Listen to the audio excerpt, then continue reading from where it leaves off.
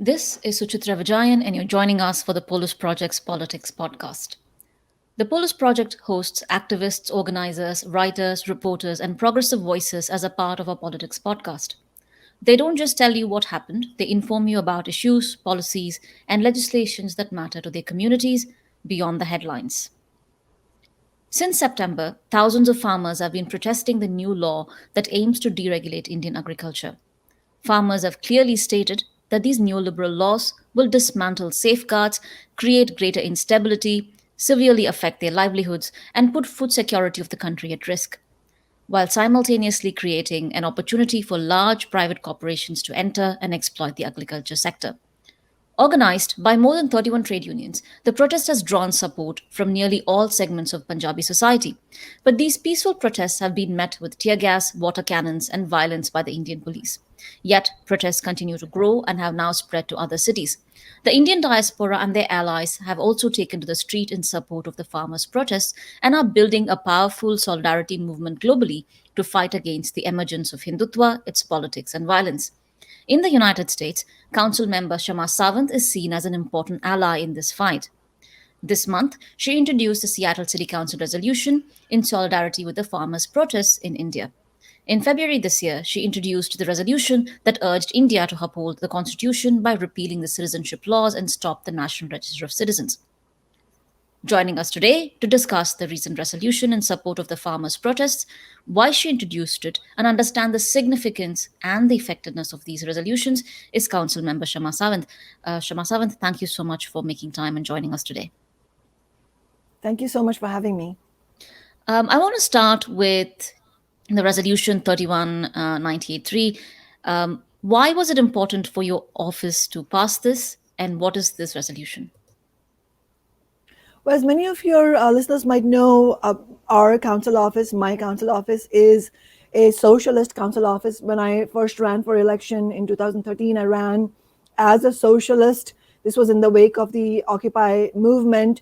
And at every step of the way in the 7 years of that we have held this elected office, we have been very clear that this office is, the purpose of this office is to help build wider movements for social struggle. And as socialists, we do not believe that we can combat the might of capitalism and the economic inequality and oppression that comes along with it, because that's written in the DNA of the global capitalist system. We understand that because the system is global, the struggle also has to be international. And so it is absolutely critical that the working class of the United States, for example, is in solidarity with working people in every other country who are also going up against the same billionaire class.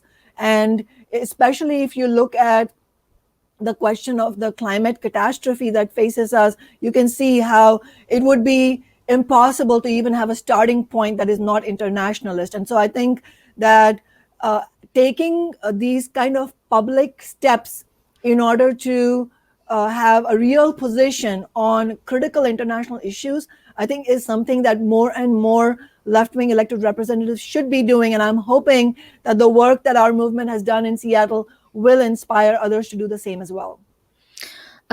As we talk about the resolution, I also want to talk about the pushback elected officials like you, especially progressive elected officials like you, get.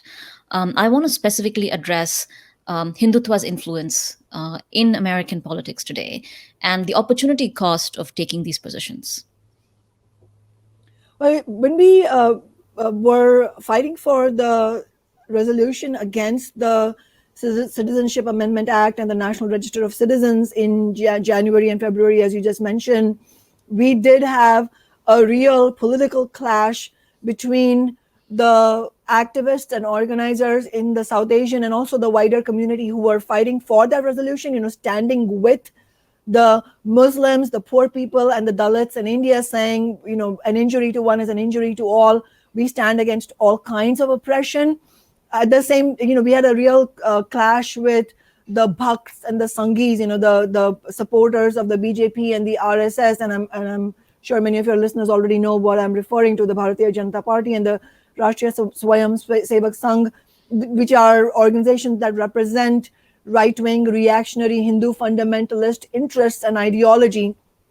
And I think it was a very important example of where hundreds of people who had never been political before, had probably not even gone out in a protest march, and maybe even had a somewhat negative attitude or suspicious attitude about protests, because the corporate media talks about protests in an extremely derogatory fashion, labeling them as troublemakers, or even going so far as calling them terrorists, as the BJP regime is now trying to label farmers as terrorists.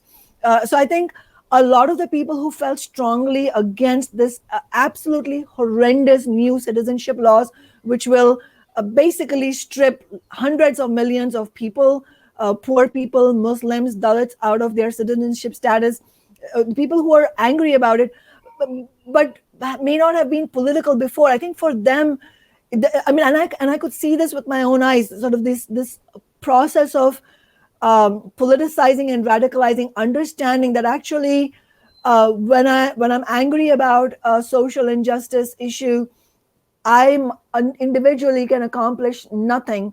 But if I'm part of a movement of even hundreds, let alone thousands or hundreds of thousands, then we can actually have an impact. So I could literally see in front of my eyes that process of empowerment that people were feeling. And I think while it was difficult for a lot of people to go up against the Hindutva, pro Hindutva people who are being, to be honest with you, behaving quite viciously in the city hall chambers, the fact that hundreds of us got organized and pushed back against them, and most importantly, understanding, I just want to make sure your listeners understand the context in which this resolution was passed. It was not only a clash in the grassroots between the BJP supporters and other South Asian community members who wanted to push back against this kind of oppression, but in reality, it was a real victory in City Hall for us to have won this, because there are 9 council members. I am one socialist. The other 8 are members of the Democratic establishment.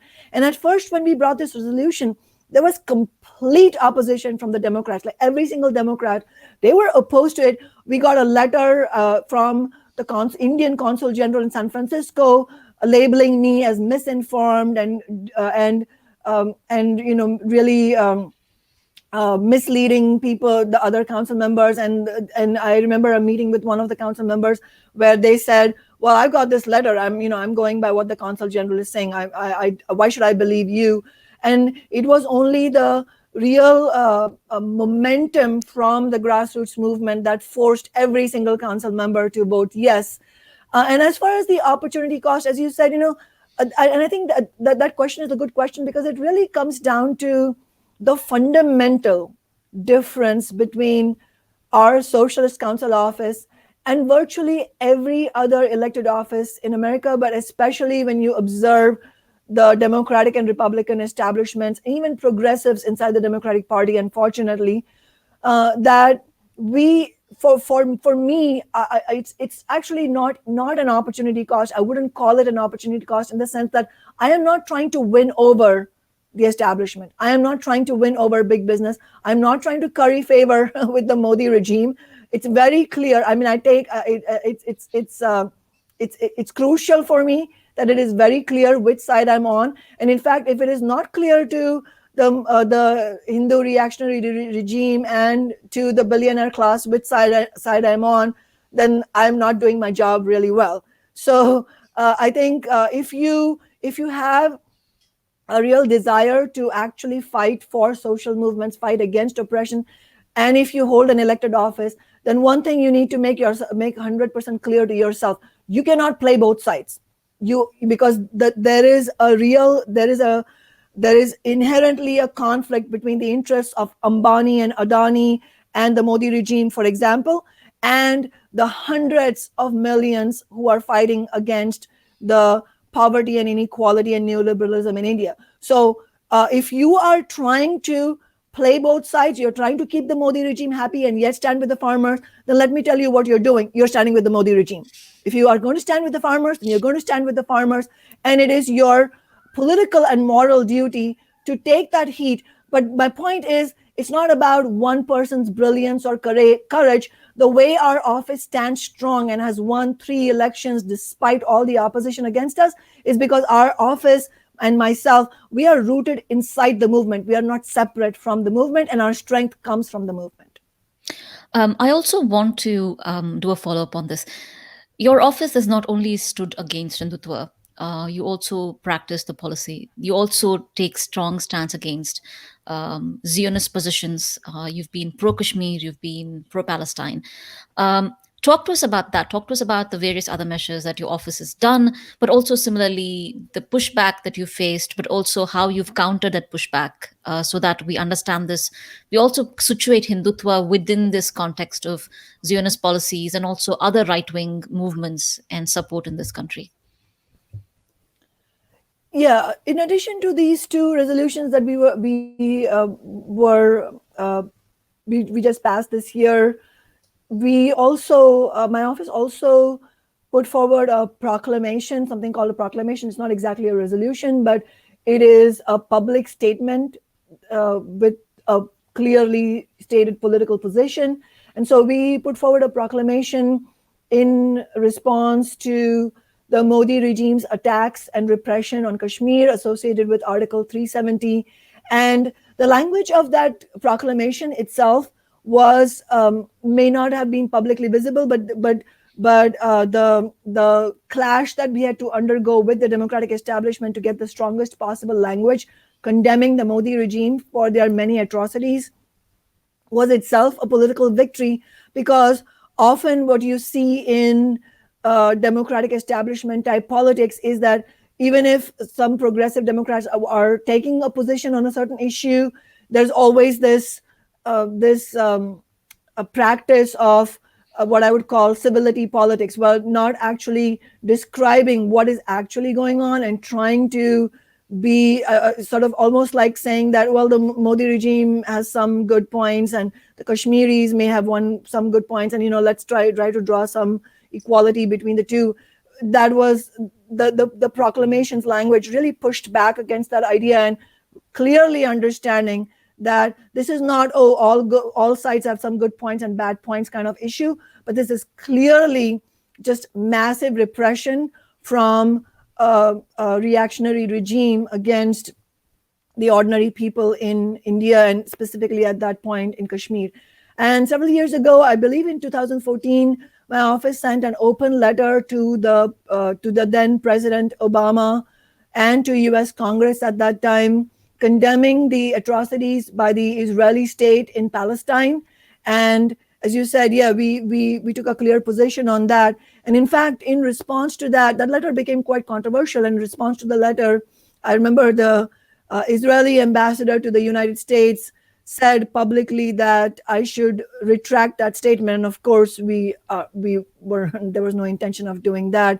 And in fact, I spoke publicly against what the Israeli ambassador has said. And also, what is important here is that as socialists, we bring a serious clarity to political issues. And one of the things that we clarified during that time, for example, is that we need, the only way that the situation in the Israel-Palestine region can be resolved is on the basis of the Israeli working class and the Palestinian working class really uniting for their, for sort of in a combined interest for a socialist region in that region, and that it cannot be on the basis that problem cannot be resolved on the basis of capitalism. Similarly, in the case of the issues related to India, we've been very clear that the only way to actually resolve these problems is to actually look at the problems inherent in the capitalist system itself. For example, the farmers, it would be a huge victory if the farmers were the movement led by the farmers and the labor movement in India was able to defeat the Modi regime, force them to concede to repeal these new unjust laws. But we can't stop there, because this situation has developed since the 80s and early 90s, where very systematic forcing of the neoliberal laws, the structural adjustment program, all of that combined, and all of that worsening year after year, that has led to 400,000 farmers committing suicide, the massive indebtedness that farmers and also many other people in India face, none of that situation is going to go away. So, in addition to really escalating the struggle to win our demands in India, we also need to fight to end debt, to end indebtedness. And while that will be as hard, as hard as you might imagine, because the Modi regime and the billionaire class will not give in easily, even that won't be enough. We will need to also fight to end the idea of debt itself, but that will require farmers and workers to actually fight for socialist policies. And that's the vision we are trying to provide by carrying out these resolutions and really using the resolutions as a public platform to talk about these issues. So I just have a follow up on this. You very clearly talked about how you cannot play both sides, and how you need moral and political clarity. I want to bring up a comment that a previous guest in our podcast segment made. Anjali Njeti is an organizer based out of Georgia. And one of the things that she told me during the conversation is that, Suchitra, Hindutva is here in Georgia, that we have to fight these politics. And one of the things that she flagged regularly is awareness and knowledge, and how even veteran organizers and activists who have been organizing working communities for over 20, 30 years do not have the language to understand what is happening with Hindutva. What does it mean for Hindutva to now be an integral part of American organizing communities? Can you talk to us about that? What does it mean to organize against forces like Hindutva, or what does it mean to think through strategies and politics? What does it mean to educate communities about what this means, not only for what's happening in India, but also what's playing out in the United States? I think one of the things we need to really clarify is that the working class of India, the vast majority of people in India, ordinary people in India, any more than the vast majority of people in America, are they're not predisposed to right-wing ideas. And so I think explaining what really uh,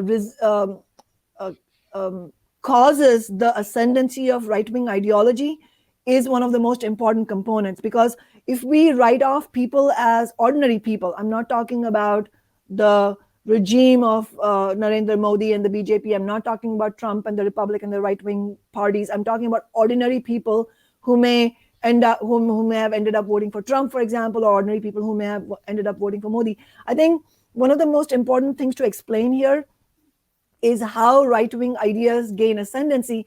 And I think this is and there's nothing automatic about right ideologies gaining ascendancy. What is actually happening is that ordinary people everywhere are frustrated and angry at the status quo, because they have seen the system over and over again benefit a small minority at the top, the billionaire class, which actually, by the way, has profiteered during the pandemic, while hundreds of millions of people have suffered through job losses. People are using their credit cards to pay their rent and to buy food. Ordinary people are in crisis, while the billionaire class is making trillions of dollars. And I think in that context, there is a real search for an alternative to the establishment parties, or what one could call them, the bourgeois parties. And I think while there are, of course, very clear sort of specific features in every country, you can't just make a carbon copy comparison of the United States politics and India politics. But the common theme that is running through both countries, for example, and this is, of course, you can extend this to the wider global analysis as well, is that there's a real search for alternatives. But when all the political organizations, political parties, for example, in the US, it's Democrats and Republicans. In India, it's a multitude of parties, and yet they all serve the interests of the ruling class, more or less. So when you have a situation where ordinary people, working people, have no avenue for political expression, you will see the right wing being able to con itself over and over again as the savior for those people who have been betrayed by the more mainstream bourgeois interests. So I think if you look at the reason why Trump was able to win the election in the first place in 2016, it had everything to do with the fact that the Democratic establishment is completely and still remains completely out of touch with the needs of ordinary people, with where consciousness is, and put forward and did everything in its power to defeat Bernie Sanders' campaign, which actually the call for a fight against the billionaire class, which had electrified tens of millions of people, which is the Democratic Party's base, really. The Democratic establishment did everything in its power to defeat Bernie's working class agenda and then put forward a candidate who was the epitome of the very corporate politics that is correctly and much hated by the majority of working people. And that created an opening for Trump, who is a horrendous and odious right-wing billionaire, to pose. I mean, and he's a con man, but this situation, this vacuum of any left representation for the working class in America allowed him to position himself as the guy who remembered the forgotten men and women. Well, the same thing happened in India. In 2014, the BJP made all kinds of promises to the farmers. And in fact, a lot of the people who are protesting now are people who had voted for the BJP at that time and are now disillusioned, correctly so. But the reason the BJP was able to come to power at that time originally was because the Congress party and other parties had betrayed the interests of hundreds of millions of ordinary people. And then again and again and again in 2015, in the Delhi elections, and then again in the elections last year, there was always, repeatedly there's been an opportunity to really defeat the reactionary regime of BJP. But it has not been able to do that because who's the alternative? The alternative is other wings of the establishment. And that's why I think all of this brings up the question of the need for a real party for ordinary people, a party that will stand not only for working class interests, really stand for policies like taxing the billionaire class to fund public education, public health, really address the COVID pandemic, offer guaranteed jobs program for COVID relief and all that, but also take a strong position against religious repression, against ethnic and regional repression, and really bring a program forward, and a political program of demands that can unite ordinary people across religion and ethnicity, and really also really prominently in India, this is relevant, have a program for emancipation of Dalits and of women. So all of this is needed, but in the absence of this, expect to see the right wing, really continue to grow in its sort of footprint. I want to kind of come back to the resolution that your office introduced about the CAA NRC. It's been a year since the CAA was passed. Much has happened in India, and it's also going to be a year. This February would be the next February would be a year since the resolution was introduced. I want to take a critical look at how these resolutions help. Of course, some might argue that these resolutions don't even help because how binding is it, right? So, in your view, you've done two of this. You are in touch with the communities on the ground. How effective are these resolutions? Where do you see are the problems where we really need to push?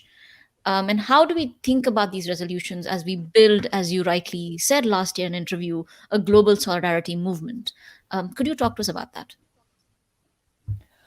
I think there's no question that wherever possible, our movements, elected representatives working alongside ordinary people and movements, have to push for a concrete policy agenda of reforms that will bring about material change in people's lives, which is why when we ran our first campaign, for example, in 2013, the most prominent demand on our campaign was the $15 minimum wage. And less than 6 months after I was elected, after I took office, in 2014, we had won the $15 minimum wage. In fact, we made Seattle the first major city to have won it. And then after that, the movement truly went national. And this year in the summer, in the height of the Black Lives Matter movement, we were able to win the historic Amazon tax, which is a $214 million tax annually on the largest and the most profitable corporations to fund a major expansion of affordable housing and to fund Green New Deal programs. And we have won a whole host of renters' rights victories. We have really demonstrated that it's a lie, it's a mythology, that you cannot be a defiant socialist, build movements, refuse to become the run of the mill politician, and yet win victories and not get marginalized. We have thrown that rule book out the window. We have shown it can be done. It's the question of whether other elected representatives have the courage to take this on. And but it's not just about courage, it's also, as I said, about political clarity, about your role. And I think that this goes to your question about, do these resolutions achieve anything? So as I said, wherever possible, it is our moral and political obligation to fight for the material interests and material change in society. But I think when we look at resolutions and we look at the overall work of what does it mean to be the elected representative of working people, of the marginalized, of somebody that represents the interests of everyone who is shunted by the system of capitalism, I think we have to come out of this kind of parliamentary calculus of, if that doesn't actually have, it does not pass a law, then it's not worth doing. I think we have to understand that throughout history, history books, the official history books are written by the ruling class. So that's not what we can go by. I'm talking about actual history, actual analysis of what brings about social change. Throughout history, in fact, throughout the history of capitalism and even before that, what you see is that change is brought about by social movements, ordinary people really, really gathering their courage, making enormous amounts of sacrifice, sometimes by their life, because violence is inflicted by the ruling class, by the state, against movements that are courageous enough to go up against them in order to make that change. So when we look at the abolition of slavery, all the rights that women were able to achieve, the so-called New Deal that FDR is credited with in India, where did all that change come from? That didn't come from savvy politicians who are technocratically brilliant, sitting in whatever rooms in Congress or in the White House and carving out great policies that are going to benefit ordinary people. No, the New Deal was absolutely a consequence of historic, earth-shattering events, which were the 3 general strikes that happened in the United States, starting with the general strike in Minneapolis, which in many ways was led by Marxists, by socialists, by radical labor union leaders, and by the mass of the labor movement that had just the moving courage to go up against the bosses. It was those kinds of events that are not written in the official history books that led to the creation even of what we call the middle class, the 8-hour workday. All of those are a result of the self-sacrifice and the political clarity of social movements. So I think it is important to see these resolutions as an example of that kind of process. And I already referred to one of those things that I mean, which is that hundreds of people who weren't political before, who had never experienced the enormous power of solidarity when you come out in a movement, that experience itself, in my mind, that would have been worth fighting for, just for that. But it didn't just stop there. What actually happened is far more beautiful and valuable than that, because many of the people in the South Asian community who fought for the resolution against the NRC-CAA then ended up having far more political conversations with our with Socialist Alternative, my organization, and with our wider movement.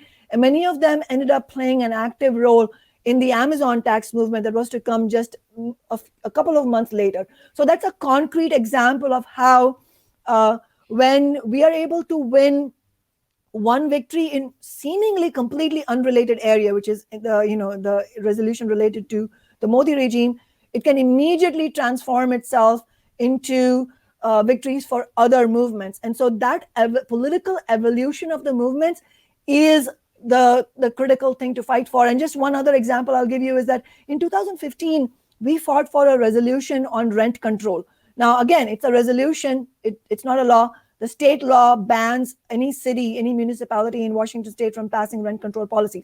So one could say, well, you didn't pass rent control. You can't pass rent control because the state bans it. So what is the point of doing this? Well, the point is that because of the momentum we helped create from that, we have won a whole series of renters' rights that felt unimaginable before then. And now, of course, we have the task of building the movement to cancel rent during COVID. Um, Thank you so much for that. We are nearing the last 10 minutes. So, what I'm going to do is I'm going to bring up a bunch of questions that was sent to us, especially from organizers and activists who are now kind of mobilizing throughout the country to think through how to bring various groups together. So, I'll start with the first question, and I'm also going to combine a bunch of questions. All of them kind of overlap with each other. The question to you is, how can we extend such awareness throughout the country? And I think by this they mean the United States. How do we get this kind of political awareness throughout the country? And second, are you available to do this not only within Seattle but as someone who can speak to and for other communities? So we will start with that question. Yes, first of all, just on that last point, absolutely. If you're listening to this podcast and you feel that my office or I or Socialist Alternative can play a role in helping put this forward and build a movement in your local area, absolutely reach out to me, please, because the last thing we want is some sort of intellectual property on the work we have done here. The value of our work in Seattle is only to the extent that it gets adopted in other places as well, and that we help this nationwide and international movement to grow. So there is no question. Please do not hesitate to get in touch with me in any way. And as far as how we can build this forward, I think, first of all, let me just give credit to the movements that are already happening, the protest campaigns that are already happening throughout the nation. And we're going to post a few maps, actually graphics, that some of our Sikh community members here have made, in fact, that are that sort of record all the cities in which protests have already been organized or are in the process of being organized. We have a similar map for Canada and then a similar map for Europe. I think that really, just in one glimpse, gives you a sense of how it's not just in Seattle, it's happening in many cities around the nation. In fact, I just got a notification that there's a protest action happening in Troy, Michigan tomorrow. So if you live anywhere near there, you should definitely go and join that protest. We need to make sure we encourage one another and really provide support for each other's campaigns and protests, because it's all in solidarity with the farmers and workers in India.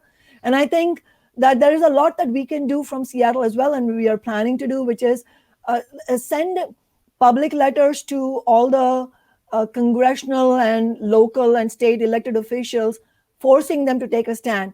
And I don't mean private letters, I mean public letters. So if you live in a city where you feel it's shameful that the elected officials haven't taken a position on this historic development, then you should get together your community and do a press conference and call those officials out and say, we're waiting for you to make a statement. We're going to do something similar here in Seattle as well.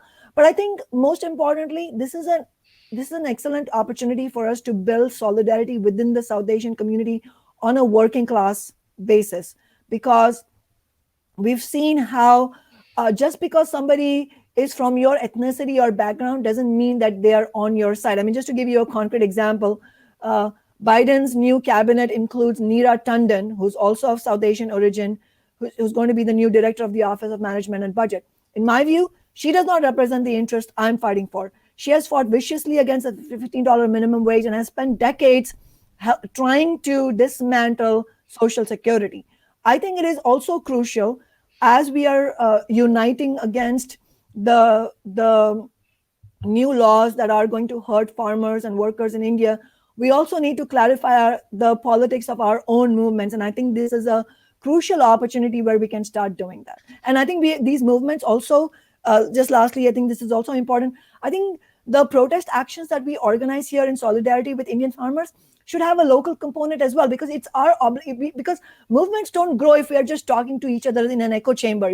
Our job is also to include others who will support you but may not be supporting you right now because they don't know what you're talking about. They don't know why should an American working class person, regardless of their race, why should they support the farmers movement in India? Why is the struggle international? Provide an explanation to them. Hold a town hall where you invite the local labor unions or other progressive organizations and invite them to understand what the issues are and why we need their solidarity. Like right here in Seattle, we are doing a massive outreach to progressive organizations and labor unions to stand with the farmers in India. We should not limit ourselves just to South Asian organizations. Kshama Sawant, thank you so much for joining us today. And again, thank you so much for the work that you do. Thank you so much for having me.